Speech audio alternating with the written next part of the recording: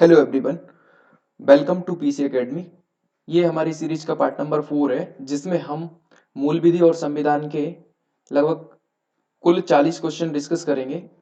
ये क्वेश्चन 40 से अधिक हो जाते हैं, क्योंकि 40 क्वेश्चन तो वो हैं जो 16 दिसंबर 2017 में आए हुए हैं। उनसे आगे और पीछे के कुछ फैक्ट भी डिस्कस करते रहते हैं। ये 50 से 60 क्वेश्चन हो जाते हैं। तो आज हम 16 दिसंबर 2017 जो शिफ्ट नंबर 2 में क्वेश्चन आए हुए हैं उनके बारे में डिस्कस करते हैं। ये हमारी लिखित परीक्षा जो है, रिटर्न एग्जाम, उसके बारे में ये ब्रीफ मैंने सिलेबस लगा के रखा है। इस पर इस तरीके से ये 4 पेपर होते हैं, और इसमें भी हम ये मूल विधि, संविधान और सामान्य ज्ञान जो दूसरे नंबर का पेपर है उसके बारे में डिस्कशन करने वाले हैं। उसका डिटेल सिलेबस ये लगा हुआ है, आप पढ़ सकते हैं। मैं ऑलरेडी इससे पहले 3 जो वीडियो आ चुके हैं उनके बारे उनमें बता चुका हूँ इस सिलेबस के बारे में। आप चाहें तो इसका स्क्रीनशॉट ले सकते हैं। नाउ क्वेश्चन नंबर फर्स्ट देखिए कि भरतपुर राष्ट्रीय उद्यान निम्नलिखित राष्ट्रीय उद्यानों में से किसका पूर्व नाम है? तो देखिए, भरतपुर राष्ट्रीय उद्यान जो है ये राजस्थान के अंदर है, और ये केवलादेव जो राष्ट्रीय उद्यान है उसका पहले का नाम है भरतपुर राष्ट्रीय उद्यान। अब ये केवलादेव राष्ट्रीय उद्यान के नाम से जाना जाने लगेगा। ऑप्शन नंबर डी इसका करेक्ट आंसर है। नाउ नेक्स्ट क्वेश्चन देखिए, आयकर अधिनियम के तहत जिस कंपनी का कोई भी अंतरराष्ट्रीय लेन देन नहीं होता उसके लिए रिटर्न जमा करने की नियत तारीख क्या है? तो इस क्वेश्चन का आंसर है 31। अब इसके अलावा देखिए, जो आयकर अधिनियम है, आयकर अधिनियम, इनकम इनकम टैक्स एक्ट जो है ना, 1961 में आया हुआ है। 1961 में आया हुआ है, और इसमें टोटल 23 चैप्टर है, 23 चैप्टर हैं, और 298 सेक्शन है, मतलब धाराएं हैं, और 2 अनुसूची हैं। ठीक है, और 1 अप्रैल 1962 से 1961 में आया हुआ है, लेकिन 1 अप्रैल 1962 से लागू हो गया था। नाउ नेक्स्ट क्वेश्चन देखिए, अविश्वास प्रस्ताव के विषय में इनमें से कौन सा सही है? यह केवल लोकसभा में लाया जा सकता है, यह केवल मंत्री परिषद के खिलाफ लाया जा सकता है, या किसी एक मंत्री के खिलाफ नहीं। तो देखिए, इसमें से दोनों, ये देखिए, एक केवल लोकसभा में लाया जा सकता है, ये यह केवल मंत्री परिषद के खिलाफ लाया जा सकता है, किसी एक मंत्री के खिलाफ, ये दोनों सही है। तो यहाँ पे सही लिखा नहीं है एक्चुअली में, दोनों सही, पी एंड क्यू दोनों सही है। ठीक है, ऑप्शन नंबर डी इसका करेक्ट आंसर हो जाएगा। नाउ नेक्स्ट क्वेश्चन देखिए, 44, निम्नलिखित में से कौन सा जनहित याचिका के बारे में सत्य है? एक बार जनहित याचिका दायर की गई और उस पर सुनवाई हुई तो फिर उसे वापस लेने की अनुमति नहीं दी जा सकती। ये पहला बिल्कुल करेक्ट है। एक बार जो आपने जनहित याचिका दायर कर दी तो फिर उसे वापस से नहीं ले सकते। जनहित याचिका दायर करने वाले व्यक्ति के लिए अपनी रुचि दिखाना आवश्यक नहीं है। अपनी रुचि दिखाना आवश्यक नहीं है। देखिए, ये रुचि क्या, हाँ, ये रुचि नहीं, अपनी पहचान दिखाना आवश्यक नहीं है, वो भी हो सकता है, लेकिन इसमें पी एकदम करेक्ट है। एक बार जनहित याचिका दायर कर दी गई और उस पर सुनवाई हुई तो फिर उसे वापस नहीं ले सकते, ये ठीक है। जनहित याचिका दायर करने वाले व्यक्ति के लिए अपनी रुचि दिखाना आवश्यक नहीं है। ऑप्शन नंबर पी, मतलब ऑप्शन नंबर पहला करेक्ट है, क्यू रॉन्ग है। ठीक है, नीति निर्देशक सिद्धांतों को उस क्रम में व्यवस्थित करें जिस क्रम में वे संविधान में सूचीबद्ध हैं। देखिए, नीति निर्देशक सिद्धांत पार्ट नंबर 4 में राज्य की नीति निर्देशक सिद्धांत देके रखे हैं, आर्टिकल 36 से 51 तक। ठीक है, तो आर्टिकल 39 क्या बोलता है? इसमें आर्टिकल 39 बोलता है कि प्रत्येक राज्य का यह कर्तव्य है वह उसके उस राज्य में रहने वाली स्त्री एवं पुरुष को समान अधिकार दे और समान तरीके से काम दे। लेकिन 39 का ये बोलता है कि प्रत्येक राज्य के प्रत्येक व्यक्ति को समान न्याय एवं निशुल्क विधिक सहायता दे। ठीक है, और जैसे ग्राम पंचायतों को गठन है तो ये आर्टिकल नंबर 40 बोलता है कि ग्राम पंचायतों को गठन के बारे में बोलता है। आर्टिकल 45 बोलता है कि राज्य 14 वर्ष तक निशुल्क, आर्टिकल 45 बोलता है राज्य जो है ना, 14 वर्ष के बच्चे, 14 वर्ष 14 वर्ष तक के बच्चों को निःशुल्क शिक्षा प्रोवाइड कराए। तो पी में ये देखा है, राज्य द्वारा लोगों के कल्याण को बढ़ावा देने के लिए सामाजिक क्रम को सुरक्षित रखना, और समान न्याय एवं मुफ्त कानूनी सहायता, और ग्राम पंचायतों का गठन। ये 40 बोलता है, ये 39 बोलता है, और ये 36 7 बोलता है। ठीक है, तो ये इसी क्रम में सही जमे है, मतलब ये इनका जो क्रम था वो सही है। तो P Q R, option number C इसका करेक्ट आंसर हो जाएगा। नाउ नेक्स्ट क्वेश्चन देखिए, ब्रिटिश ईस्ट इंडिया कंपनी के परिसमापन और ब्रिटिश क्राउन को उसके कार्यों के हस्तांतरण के लिए कौन सा अधिनियम लाया गया? तो देखिए 1857 में जो क्रांति हुई थी भारत के अंदर, ठीक है, 1857 में जो क्रांति हुई, उस क्रांति के बाद जो इंग्लैंड सरकार है, वहां के राजा हैं, उन्होंने बोला कि अब जो है ना कंपनी के हाथ से शासन छीन लेते हैं, और तब से ये 1858 भारत सरकार अधिनियम 1858 आया। इसमें क्या हुआ था कि जो पहले कंपनी अधिकार कर रही थी भारत के अंदर, वो कंपनी से अधिकार छीन लिया गया, और फिर वहां का जो क्राउन था वो भारत पर अधिकार करने लगा। ठीक है, ऑप्शन नंबर बी इसका करेक्ट आंसर हो जाए। ठीक है, नाउ क्वेश्चन नंबर 47 देखिए, संविधान के 42 व संशोधन पारित किए जाने के समय भारत के राष्ट्रपति कौन थे? देखिए अगर पहले राष्ट्रपति की बात की जाए तो 1950 से लेके 1962 तक पहले राष्ट्रपति थे डॉक्टर राजेंद्र प्रसाद जी। ठीक है, और दूसरे राष्ट्रपति 1962 से जो बने, 62 से 67 तक जो बने, वो बने थे डॉक्टर सर्वपल्ली राधाकृष्णन, और 67 से बने थे जो कि 69 तक ही बन पाए। इसी दौरान जाकिर हुसैन बने थे तीसरे राष्ट्रपति। जो जाकिर हुसैन बने थे, इसी दौरान उनकी कार्यकाल के दौरान ही मृत्यु हो जाती है। तो जब मृत्यु हो जाती है तो पद खाली हो जाता है। उस समय फिर इसके बाद कौन शासन करता है? तो जो उपराष्ट्रपति रहता है, उपराष्ट्रपति उस समय बीवी गिरी थे। तो बीवी गिरी आके ये शासन करते हैं, एज अ कार्यवाहक राष्ट्रपति बनते हैं वो 69 में। अब बीवी गिरी का भी कार्यकाल 69 ही तक था, तो 69 में इनका कार्यकाल खत्म हो जाता है। जब 69 में इनका कार्यकाल खत्म हो जाता है तो उपराष्ट्रपति का भी कार्यकाल खत्म और राष्ट्रपति की डेथ हो गई। तो फिर कौन करेगा देश को कौन संचालित करेगा? तो उस समय फिर मुख्य न्यायाधीश थे हीरा एम हिदायतुल्ला। एम हिदायतुल्ला जो मुख्य न्यायाधीश थे, उन्होंने फिर एज अ कार्यवाहक राष्ट्रपति का काम किया। ठीक है, इसी दौरान फिर राष्ट्रपति के चुनाव हो जाते हैं, तो बीबी गिरी जो है ना फिर राष्ट्रपति परमानेंट बनते हैं, जो कि 69 से फिर कंप्लीट पूरा टेन्योर करते हैं 74 तक। फिर 74 से जो है ना बीबी गिरी के बाद जो बनते हैं फखरुद्दीन अली अहमद।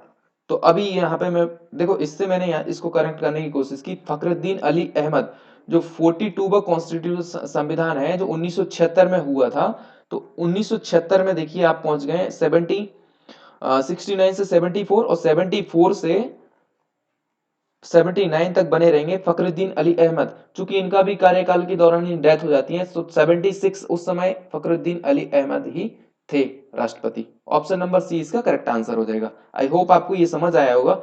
और अभी फिलहाल की बात की जाए तो 2017 से लेके 2022 तक जिनका कार्यकाल है वो है रामनाथ कोविंद, श्री रामनाथ कोविंद जी हैं। और इससे पहले हमारे राष्ट्रपति हुआ करते थे प्रणब मुखर्जी। और प्रणब मुखर्जी से पहले जो है ना, प्रणब मुखर्जी ने पूरा टेन्योर किया। और प्रणब मुखर्जी से पहले श्रीमती प्रतिभा देवी सिंह पाटिल थी, और उनसे पहले डॉक्टर एपीजे अब्दुल कलाम आजाद हुआ करते थे, और उनसे पहले आर के नारायण हुआ करते थे। ठीक है, इस तरीके से नीचे से क्रम है, ऊपर से क्रम है। नाउ क्वेश्चन नंबर 48 देखिए, गुट निरपेक्ष आंदोलन का 17वां शिखर सम्मेलन कहाँ आयोजित किया गया था? तो ये देखिए करंट अफेयर का क्वेश्चन है, और ये 2017 में जो पेपर हुआ था उसका करंट अफेयर का क्वेश्चन है। तो उस समय पोर्लामार वेनेजुएला जो हुआ, वहां पे ये सम्मेलन हुआ था। ठीक है, नाउ नेक्स्ट क्वेश्चन देखिए, question number 48, sorry question number 48 repeat हो चुका है। क्वेश्चन नंबर 49 देखिए, निम्न में कौन सा किसी इकाई द्वारा दावा किए गए डेटा के गुण न्यास की सत्यता की पुष्टि का कार्य है? तो देखिए कंप्यूटर से रिलेटेड क्वेश्चन है। कंप्यूटर इकोनॉमी और इकोनॉमी से रिलेटेड क्वेश्चन है। प्रमाणीकरण हम जिसे बोलते हैं, प्रमाणीकरण में क्या हो जाता है, किसी इकाई का दावा किए गए और डेटा के गुण न्यास की सत्यता की पुष्टि होती है प्रमाणीकरण से, ठीक है। ऑप्शन नंबर ए इसका करेक्ट आंसर हो जाएगा। क्वेश्चन नंबर 50 देखिए, निम्नलिखित में से कौन सी कंपनी क्रेडिट रेटिंग एजेंसी है। Credit red credit rating agency का काम क्या रहता है, ये अलग अलग समय पर अपने क्या निकालती है, रैंकिंग निकालती है।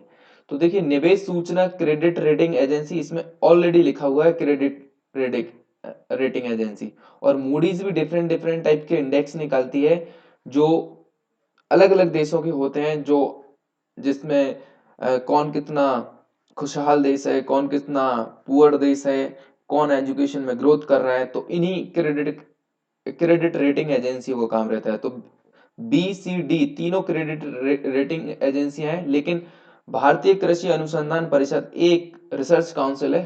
तो ये हमारा आंसर हो जाएगा, उन्होंने नहीं पूछा है तो नहीं, ऑप्शन नंबर ए इसका करेक्ट आंसर हो जाएगा। नाउ नेक्स्ट क्वेश्चन देखिए, निम्नलिखित में से किस सेक्टर के समग्र विकास और प्रबंधन को सक्षम करने के लिए मिशन फिंगरलिंग नामक कार्यक्रम शुरू किया गया है। तो ये मत्स्य पालन सेक्टर है, इसके लिए किया गया था मिशन फिंगरलिंग नामक कार्यक्रम। क्वेश्चन नंबर 51 का आंसर नंबर ए हो जाएगा, ठीक है। नाउ नेक्स्ट क्वेश्चन देखिए 52, आइसलैंड में हाल ही में 2017, चूंकि ये पेपर 2017 का है तो 2017 की एक से दो क्वेश्चन करंट अफेयर के आते हैं, मैक्सिमम 3 हो जाते हैं, बट मिनिमम 2 ही रहते हैं, ठीक है।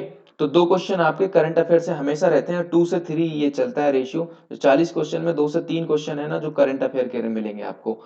आइसलैंड में हाल ही में 2017 में आयोजित अंतरराष्ट्रीय तलवारबाजी, जिसे फेंसिंग भी बोलते हैं, स्पर्धा में सेबर एकल में स्वर्ण पदक किसने जीता। तो ये सीए भवानी देवी हैं, ये सबसे टॉप रहती हैं अपने भारत के अंदर आइसलैंड तलवारबाजी में, ठीक है, तलवारबाजी। ऑप्शन नंबर ए इसका करेक्ट आंसर हो जाएगा। नाउ नेक्स्ट क्वेश्चन देखिए, निम्नलिखित में से कौन सा विशेष आर्थिक क्षेत्र, जिसे स्पेशल इकोनॉमिक जोन एसईजेड भी बोलते हैं, एसईजेड होते क्या है वैसे, देखिए समझिए, जैसे ये पूरी कंट्री है, इस कंट्री के अंदर डिफरेंट डिफरेंट टाइप के स्टेट्स हैं।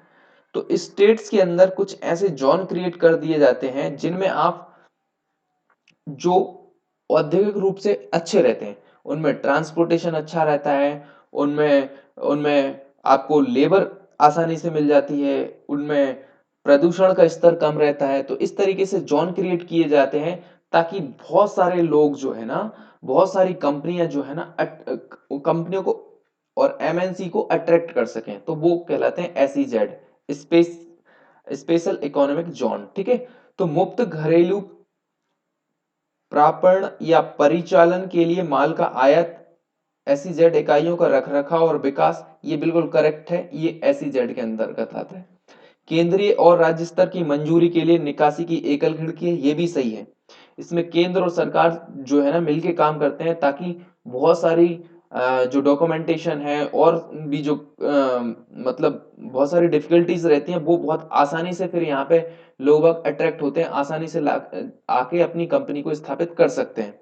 तो एक सिंगल विंडो है। और कस्टम अधिकारी आयात और निर्यात के लिए माल की नियमित जांच के लिए नहीं आते। तो ये तीनों के तीनों सही है, ऑप्शन नंबर बी इसका करेक्ट आंसर हो जाएगा।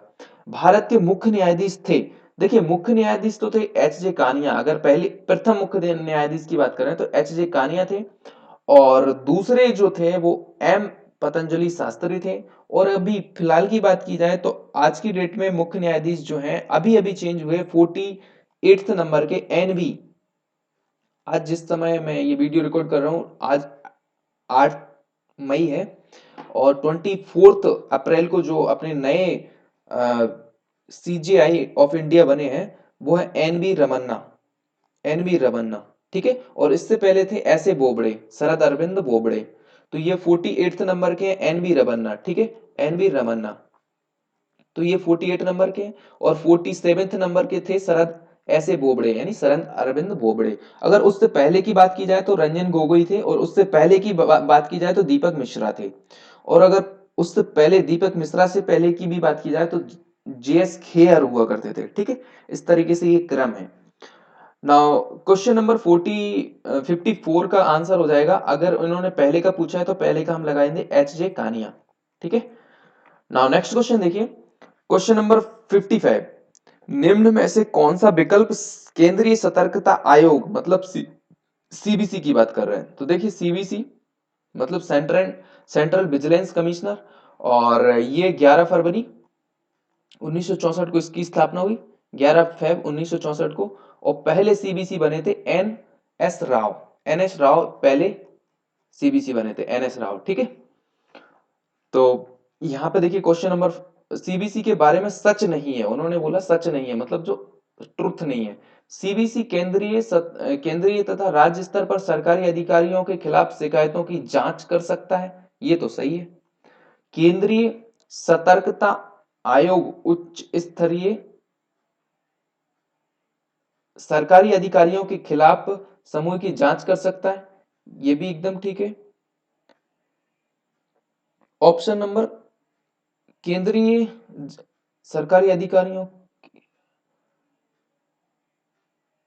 केंद्रीय सतर्कता आयोग उच्च स्तरीय सरकारी अधिकारियों के खिलाफ शिकायत की जांच कर सकता है, बिल्कुल करेक्ट है। समूह ए के ऊपर के सभी अधिकारी संयुक्त सचिव के ऊपर के इसके क्षेत्राधिकार में आते हैं, बिल्कुल सही है। आरबीआई, नाबार्ड और एलआईसी जैसे संगठनों के वरिष्ठ अधिकारी इसके क्षेत्र में आते हैं, ये भी सही है। सीबीसी केंद्रीय और राज्य स्तर पर नहीं, राज्य स्तर पर नहीं आता है एक्चुअली में। सीबीसी जो है ना वो सेंट्रल लेवल की एजेंसी है, राज्य स्तर पर नहीं आएगा। तो ऑप्शन उन्होंने पूछा कि सच नहीं है, तो ये हो जाएगा ऑप्शन नंबर 1 इसका करेक्ट आंसर, क्वेश्चन नंबर 55 का ए। क्वेश्चन नंबर 56 देखिए, संसद देखिए संसद आर्टिकल्स 79 क्या बोलता है, 79 बोलता है देश में एक संसद होगी। ठीक है, और 80 क्या बोलता है कि उस संसद में एक राज्यसभा होगी। 81 बोलता है कि एक लोकसभा होगी। ठीक है, संसद अपनी संशोधन शक्ति का उपयोग संविधान के अनुच्छेद 360 के तहत मूल संरचना अथवा ढांचे को क्षतिग्रस्त, निस, निष्प्रभावी, नष्ट, निरस्त, परिवर्तन या हेरफेर करने के लिए नहीं कर सकती। निम्न में से कौन सा मामला उपरोक्त कथन से संबंधित है। तो देखिए ये विवाद जो है ना, जब उन्होंने बोला था माननीय न्यायालय ने बोला था कि आप जो मूल ढांचा है उसमें परिवर्तन नहीं कर सकते, और ये केशवानंद भारती बनाम केरल राज्य का जो बात था उसमें ये बात कही गई थी। तो ऑप्शन नंबर डी इसका करेक्ट आंसर हो जाएगा। नाउ नेक्स्ट क्वेश्चन देखिए, भारत में कौन से राज्य में सबसे अधिक सिंचित क्षेत्र है। सिंचित क्षेत्र मतलब सबसे ज्यादा सिंचाई की व्यवस्था है, तो ऑप्शन नंबर बी इसका करेक्ट हो जाएगा। उत्तर प्रदेश सबसे ज्यादा सिंचित क्षेत्र है। ठीक है, नाउ क्वेश्चन नंबर 58 देखिए, निम्नलिखित में से किस स्वतंत्रता सेनानी के खिलाफ केंद्रीय विधानसभा बम मामला 2029 दायर किया गया। तो बटुकेश्वर दत्त जो दत्त थे ना, इन्होंने विधानसभा में बम फेंक दिया था। ठीक है, तो इनके खिलाफ चला था सबसे, ये स्वतंत्रता सेनानी हुआ करते थे। ऑप्शन नंबर बी इसका करेक्ट आंसर हो जाएगा। क्वेश्चन नंबर 59, आंग्ला भारतीय समूह के लिए लोकसभा में कितनी सीटें हैं। देखिए लोकसभा का पहले ये समझिए कि लोकसभा में ज्यादा से ज्यादा हो सकती है, मैक्सिमम हो सकती है 52, 552 सीट हो सकती हैं, जिसमें से कि दो तो मनोनीत की जाती हैं और 550 का निर्वाचन होके आती हैं, 550। ठीक है, अब इन 550 में से भी अगर 530 इसे फर्दर डिवाइड करें तो ये 530 हो जाती हैं, और इधर हो जाएंगे 20 ओनली। तो ये 20 जो है ना केंद्र शासित राज्यों से चुन के आती हैं, मतलब संघीय राज्यों से आती हैं, और 530 जो है ना राज्य से चुनकर आती हैं। ठीक है, ये तो एक्चुअल में है, ऐसा है, मतलब ऐसा बना है मैक्सिमम, ये मैक्सिमम मैंने बताया है। ठीक है, और अभी रियल की बात करें तो रियल में जो है ना वो सीट्स हैं अभी 545। ठीक है, 545 सीट है। ठीक है, 545 टोटल सीट है, 545 में से दो तो मनोनीत की जाती हैं, तो अभी बची 543। ठीक है, तो ये यहीं पे क्वेश्चन पूछा है कि आंग्ला भारतीय समुदाय के लिए लोकसभा में कितनी सीट है, तो 2 सीट है, ये 2 सीट। ठीक है, और इनको अगर फर्दर डिवाइड करें तो अभी फिलहाल में 19 सीट जो है वो केंद्र सरकार मतलब एसटी क्या बोलते हैं केंद्र शासित राज्यों से आती हैं और बाकी जो बची हुई 524 सीट्स जो है ना वो राज्यों से आती हैं, ठीक है। तो ये मैक्सिमम हो सकती हैं, ये 2026 तक ऐसे ही रहना है, 2026 तक इनमें कोई चेंजेस नहीं होगा। 500 मैं अभी तो 545 सीट्स हैं और बढ़ा के ये 545 भी 52 भी हो सकती हैं, बट 52 से आगे नहीं जाएंगे 2026 तक। फिर 2026 में रिवाइज होगा तो फिर वापस से कुछ बढ़ेंगी सीट्स, ठीक है, लेकिन 2026 तक नहीं बढ़ेंगी। और फिलहाल की कंडीशन ये है जो मैंने बना के बताया, ठीक है। नाउ नेक्स्ट क्वेश्चन देखिए, राष्ट्रपति के चुनाव से संबंधित निम्नलिखित में से कौन सा सत्य है, कौन सी चीज सही है। अगर राष्ट्रपति का चयन करने वाली पीठ कॉलेजियम में उल्लेखनीय रिक्तियां हो तो राष्ट्रपति के रूप में किसी व्यक्ति के चुनाव पर सवाल उठाया जा सकता है। ऑप्शन क्यू, पी और क्यू। राष्ट्रपति पद के लिए नामांकित व्यक्ति को अपना नाम मतपत्र पर दर्ज कराने के लिए 50 मतदाता प्रस्तावक के रूप में और 50 मतदाता समर्थक के रूप में चाहिए। ये क्यों एकदम करेक्ट है। देखिए अगर कोई है भी नहीं है, अगर कुछ रिक्तियां पड़ी हैं तब भी ये चुनाव तो होता ही है। तो चुनाव राष्ट्रपति की पद्धति थोड़ी अलग रहती है। कैसा रहता है, जैसे अगर 5 लोग या 4 लोग खड़े हैं राष्ट्रपति चुनाव में, तो कोई भी जो चुनने वाला है वो ऐसे नहीं चुनेगा कि उसने इनके नाम का वोट डाल दिया या इनके नाम का वोट डाल दिया, ऐसे नहीं चुनते। इनमें चुनने का व्यवस्था क्रम कुछ ऐसा होता है कि ये 4 राष्ट्रपति की रेस में खड़े हैं, तो आपको इन्हें सीक्वेंस से जमाना होती है कि कौन से को आप प्रायोरिटीज दे रहे हैं। जैसे ये जो ए बी सी डी नाम के बंदे हैं, ए बी सी डी, तो आपको प्रायोरिटीज देना पड़ेगी कि आप सबसे अच्छे राष्ट्रपति को मानते हो उन्हें पहले नंबर पर रख दिए। जैसे आपको सी को सबसे अच्छे लगते हैं कि ये अच्छे से देश को चला सकते हैं, तो आप उन्हें पहले पर रख दीजिए, लेकिन आपको चारों को जमाना पड़ेगी सीक्वेंस से। इस तरीके से इनका चुनाव होता है। और आपको लगता है कि ये बी, अगर ये ना बन पाए तो फिर ये, तो दूसरे नंबर पे आप बी को रख दीजिए। तीसरे नंबर पे आपको लगता है कि ये ठीक है, तो तीसरे नंबर पे ए को रख दीजिए और चौथे नंबर पे रख दिए आप डी को। इस तरीके से क्रम चलता है। फिर लास्ट में देखता है सबसे प्रायोरिटीज पे कौन से राष्ट्रपति रखे गए, तो उसी हिसाब से इनका सिलेक्शन होता है। तो बी एकदम गलत है। अगर कोई रिक्तियां हैं तो ये जरूरी नहीं है कि राष्ट्रपति चुनाव तो होगा, कुछ रिक्तियां तब भी, ठीक है। तो question Q, option number C इसका करेक्ट आंसर हो जाएगा। नाउ नेक्स्ट क्वेश्चन देखिए, केंद्र और राज्य के बीच प्रशासनिक संबंधों के बारे में निम्न में से कौन सा कथन ठीक है। देखिए आर्टिकल 256 क्या बोलता है, कौन सा आर्टिकल ठीक है। 256 बताता है कि प्रत्येक राज्य की कार्यकारी शक्ति का प्रयोग इस प्रकार किया जाएगा कि संसद द्वारा बनाए गए नियमों का अनुपालन सुनिश्चित हो। बिल्कुल सही, पहला एकदम करेक्ट है। देखिए 256 ये बोलता है कि जो राज्य है, संसद है, वो इस तरीके से कानून बनाएगी कि वो उसके कानून का पालन जो है ना राज्य के द्वारा किया जाए। और अगर कभी राज्य के द्वारा जो कानून बनाए हैं उनका नहीं पालन हो रहा है तो वो निर्देश दे सकती है संसद, और केंद्र निर्देशित कर सकती है राज्य को कि आप इनका पालन करो। और 257 ये बोलता है आर्टिकल्स की राज्य के बारे में बताता है। राज्य की जो कार्य शक्ति ये बोलती है कि राज्य कोई भी कानून ऐसा नहीं बनाएगा कि वो केंद्र के या फिर जो केंद्रीय सूची है उसमें जाके बाधा डाले, उनके कानून में कुछ बाधा डाले या प्रतिकूल प्रभाव पड़े, ठीक है। तो ये दोनों एक्चुअली में करेक्ट आंसर है। 256 और 257 बिल्कुल ऐसे ही बोलते हैं। तो पी एंड क्यू राइट हो जाएगा, इधर है लिखा नहीं है लेकिन पी एंड क्यू दोनों करेक्ट है, ठीक है।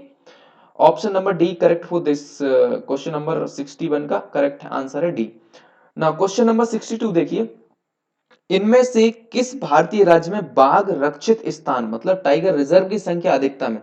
सबसे ज्यादा टाइगर रिजर्व है आ, अभी 8 से 10 के करीब है मध्य प्रदेश के अंदर। ऑप्शन नंबर सी इसका करेक्ट आंसर हो जाएगा। नाउ नेक्स्ट क्वेश्चन देखिए, भारतीय दंड संहिता 304 बी के अंतर्गत दहेज में मौत के जिम्मेदार व्यक्ति को न्यूनतम कितने वर्ष की, न्यूनतम 7 वर्ष की है और 7 से 10 वर्ष ये है, मैक्सिमम 10 हो सकती है। देखिए ये आईपीसी की धारा है, तो आईपीसी समझ लीजिए, Indian penal code. IPC IPC कब लागू हुआ, आईपीसी 1860, ठीक है 1860 है, जो कि 1 जनवरी 1862 को लागू होता है। और इसकी कुछ प्रमुख धाराएं देख लीजिए, जैसे 300 है, 300 आईपीसी 300 किसके बारे में बोलता है, आईपीसी 300 मर्डर के बारे में बोलता है। और आईपीसी 302 किसके बारे में बोलता है, इस मर्डर के लिए इसमें दंड दिया गया है, जो कि मृत्युदंड भी हो सकता है और आजीवन कारावास भी हो सकता है। आईपीसी 307 क्या बोलता है? हत्या के प्रयास के बारे में बताता है। आईपीसी 309 आत्महत्या का प्रयत्न किया तो वो भी एक अपराध होगा, ये बताता है। आईपीसी 312 गर्भ गर्भपात कारित करवाया है तो उसके बारे में बताता है, उसके लिए सजा है, उसके बारे में बताता है। आईपीसी 320 ये बताता है, 320 कि 320 ये बताता है आईपीसी 320 घोर उपहति के बारे में है। जैसे घोर उपहति भी 8 प्रकार की बताई है, जिससे आपने किसी को बहुत ज्यादा इंजरी कर दी, किसी के हाथ पैर ही टूट गई, किसी की हड्डी ही टूट गई, इस तरीके से मारपीट कर दी, तो ये 320 के बारे में बताता है, फिर उसी में सजा भी है। ठीक है, तो ये कुछ प्रमुख धाराएं हैं। नाउ इस क्वेश्चन का आंसर 63 जो पूछा था तो उसका आंसर हो जाएगा बी वाला। नाउ नेक्स्ट क्वेश्चन देखिए 64। क्वेश्चन नंबर 64 क्या बोलता है कि राष्ट्रपति शासन को उसकी उद्घोषणा, राष्ट्रपति शासन देखिए 352 आर्टिकल 352, आर्टिकल 356 और आर्टिकल 360, आर्टिकल 360 ये तीनों के तीनों आर्टिकल्स जो हैं, 352 बोलता है राष्ट्रीय आपातकाल के बारे में बताता है और 356 बताता है राष्ट्रपति शासन के बारे में। ठीक है, राष्ट्रपति शासन के बारे में। तो इसकी घोषणा कितने समय के अंदर होना चाहिए? तो ये 2 महीने के अंदर होना चाहिए। तो संसद द्वारा अनुमोदित हो जाना, संसद द्वारा 2 महीने के अंदर अनुमोदित हो जाना चाहिए, फिर इसके बाद है ना राष्ट्रपति शासन लगता है। देखिए 352 की बात करें तो अभी तक 352 3 बार लगा है ओनली। एक तो 71 में लगा था 1971 में, एक 62 में लगा और फिर इसके बाद एक 75 में लगा 1975 में। ठीक है, 71 में क्या हो गया था? चाइना के साथ युद्ध हो गया था। 62 में क्या हो गया था? पाकिस्तान के साथ युद्ध हो गया था। और ये 75 में इंटरनल डिस्टरबेंस हो गया था। उस समय प्रधानमंत्री हुआ करती थी इंदिरा गांधी। ठीक है, इंदिरा गांधी प्रधानमंत्री हुआ करती, तो इंटरनल डिस्टरबेंस के कारण ये आपातकाल लगा था।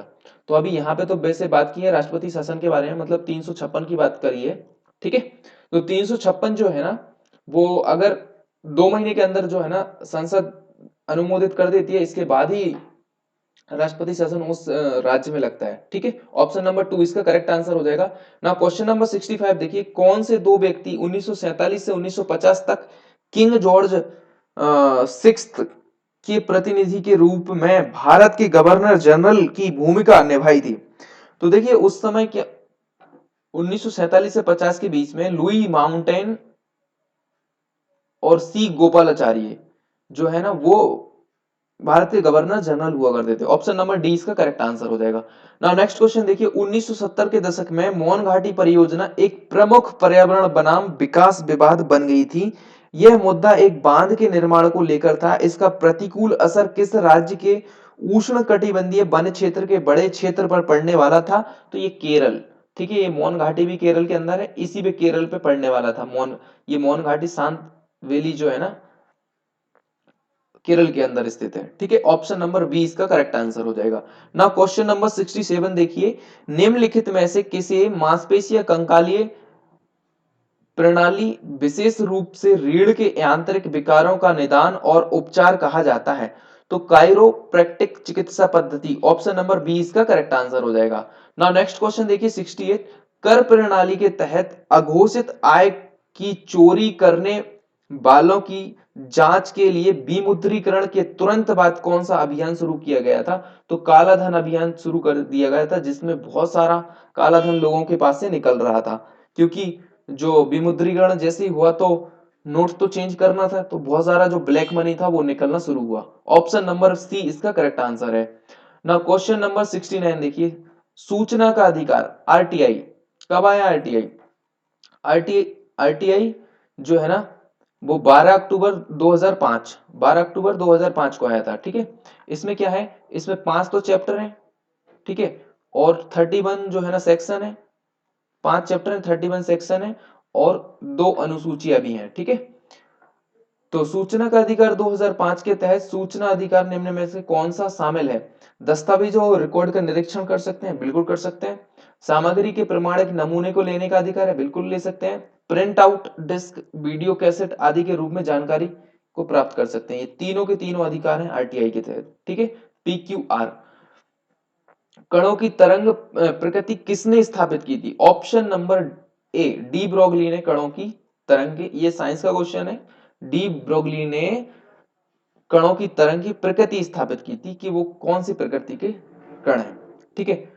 नाउ क्वेश्चन नंबर 71, ये भी देखिए करंट अफेयर से क्वेश्चन है, ये साइंस से क्वेश्चन था, ये करंट अफेयर से, और ये आपका मूल विधि से ही क्वेश्चन बोल सकते हैं, एक्ट के बारे में क्वेश्चन है, ठीक है। तो ये क्लासिफिकेशन है, आप देखने से समझ रहे होंगे कि किस प्रकार से ज्यादातर क्वेश्चन किस एरिया से आ रहे हैं, ठीक है।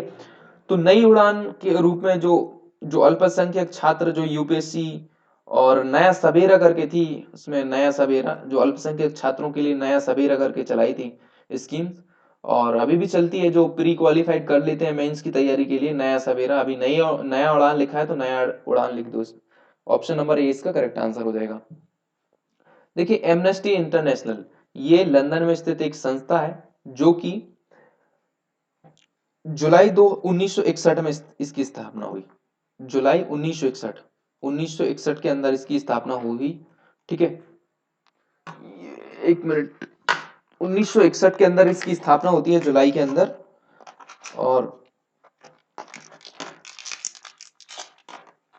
और इसके पूछा है कि एमनेस्टी इंटरनेशनल की स्थापना किसने की, मतलब इसके संस्थापक पूछा है। तो संस्थापक दो व्यक्ति हुआ करते थे।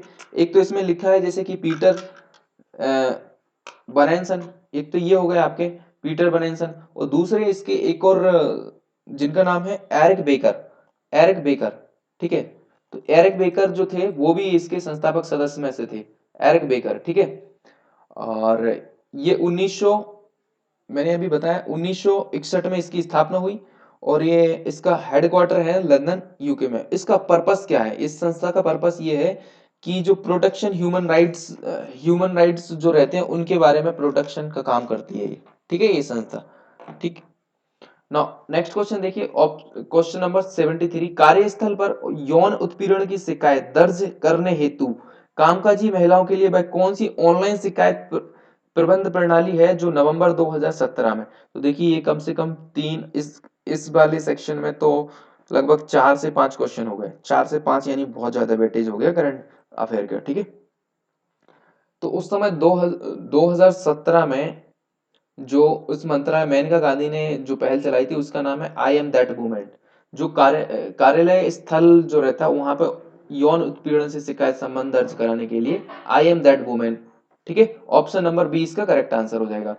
क्वेश्चन नंबर 74, इस यातायात प्रतीक के अभिप्रेत है, तो देखिए ये मोटर व्हीकल एक्ट जो कि 1988 में आया, ठीक है, 1988 में आया था, और 1989 में जो है इंप्लीमेंट हुआ था। 1988 में आया और 1989 में 1 जुलाई 1989 को ये इंप्लीमेंट होता है, ठीक है। तो इसमें ये मैंने पहले भी बता रखा है आपको कि जो 119 है, सेक्शन 119 है, जो एक सेक्शन 119 बताता है आपको कि यातायात चिन्ह के बारे में बताता है। तो ये चिन्ह सेक्शन नंबर 119 से लिया गया है, बहुत सिंपल है। आगे यातायात विभाजन है, ये ऑप्शन नंबर बी इसका करेक्ट हो जाएगा। तो सेक्शन 19 में यातायात चिन्ह के बारे में बताया, और 115 जो है ना ऑड इवन के बारे में बताता है, और 162 इसमें धारा नंबर 162 जो बहुत इंपॉर्टेंट है, जो कि गोल्डन हावर के बारे में बताता है, 162 गोल्डन हावर के बारे में बताता है, ठीक है। और एक और इम्पोर्टेंट है कि जो इसमें नई धारा जोड़ी है 2A, 2 का फर्स्ट का ए, जो ये बताता है कि जो ओला और उबर है ना, ये 2019 में ही जोड़ी गई है एक्चुअली, मैं इसलिए बता रहा हूँ। 2 का ए फर्स्ट ये वाला बताता है कि ओला और जो उबर जोड़ी गई हैं वो 2A के अंतर्गत जोड़ी गई हैं, ठीक है। तो ये लिखते हुए सही से नहीं बन रहा, मैं जो बोल रहा हूँ आप उससे भी नोट कर सकते हैं यदि आप नोट करना चाह रहे हैं। अभी मेरा माउस ठीक से काम नहीं कर रहा, अदरवाइज मैं प्रॉपर लिखते जाते हैं सब चीज को, ठीक है। तो ये आगे तरह विभाजन है, ऑप्शन नंबर 20 का करेक्ट आंसर हो जाएगा। निम्न में से कौन सी इकाई यूनिट तुल्यकाल संकेत उत्पादन करती है? तो आप मैं जो बोल रहा हूं उस पर ध्यान दीजिए। आप मेरे कर्सर और माउस की, मतलब मेरे कर्सर पे मत ध्यान दीजिए उतना, जो मैं बोल रहा हूं उस पर ज्यादा ध्यान दीजिए। तो यूनिट जो है ना तुल्यकालीन संकेत उत्पन्न करती है, तो ये कंट्रोल यूनिट में आता है। ऑप्शन नंबर ए इसका करेक्ट आंसर हो जाएगा। ये कंप्यूटर से रिलेटेड क्वेश्चन है। नाउ क्वेश्चन नंबर 76 देखिए, भारत में संसदीय क्षेत्रों की संख्या कितनी है और लोकसभा में कितने सांसद हैं? तो देखिए अभी मैंने इससे पहले भी बताया, तो अगर क्षेत्रों की संख्या बोली जाए तो 543 है और अभी सांसद जो है ना 545 है। तो भाई दो कौन बढ़ गए? दो जो है ना वो मनोनीत वाले, जिसके बारे में बनाया था, मनोनीत कर सकते हैं ना, एंग्लो इंडियंस, तो वही है ये दो। ठीक है, तो ऑप्शन नंबर ए इसका करेक्ट आंसर हो जाएगा। ना क्वेश्चन नंबर 77 देखिए, आजादी के बाद से भारत में कितनी बार आपातकाल स्थिति लगी है? ये भी मैं पहले डिस्कस कर चुके हैं, 3 बार आपातकाल लगा है। देखिए आजादी के बाद से, एक तो मैंने अभी बताया आपातकाल इमरजेंसी किस बारे में, कौन सा आर्टिकल बोलता है? 352। ठीक है, 352 बताता है।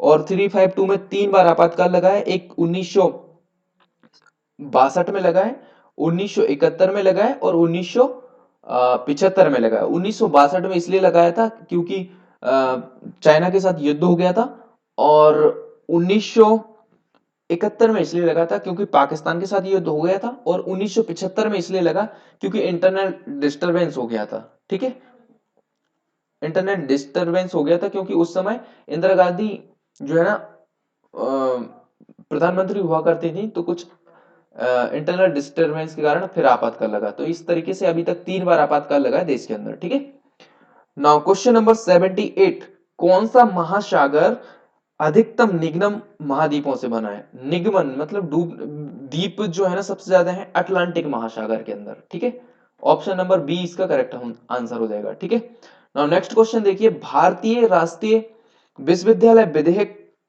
2005 में 15 में रक्षा मंत्रालय के तहत राष्ट्रीय महत्व के एक विश्व स्तरीय पूर्ण स्वायत्त संस्था को कहां स्थापित करने का प्रस्ताव है?